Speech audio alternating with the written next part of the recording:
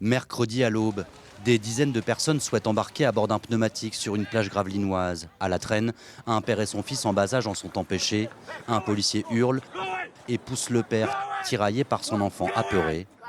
Ces images, c'est Sergi Camara, un photographe catalan, qui les a tournées.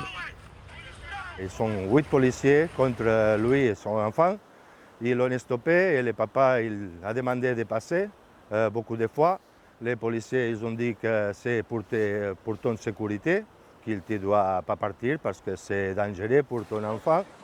La préfecture, de son côté, déclare que les policiers ont, je cite, invité l'homme et l'enfant à s'éloigner du bateau sans commenter la fermeté, voire la violence employée.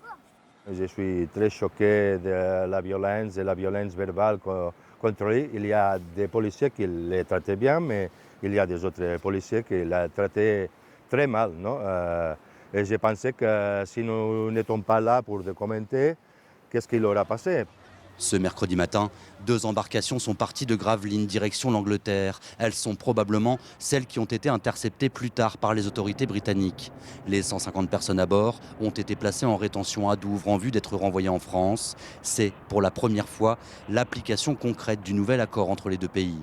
Toute personne traversant illégalement sera expulsée par avion vers l'Hexagone. L'Angleterre disant accepter d'accueillir un migrant légalement sur formulaire pour un clandestin renvoyé.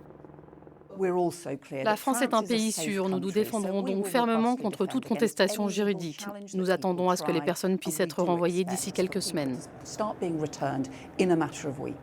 va jamais marcher cet accord. Donc on va juste augmenter les risques, essayer d'intimider encore plus les personnes, de continuer à les harceler, que ce soit côté français ou côté anglais. Et les personnes, elles vont quand même traverser, donc quand même risquer leur vie. Pourquoi? Être renvoyées après.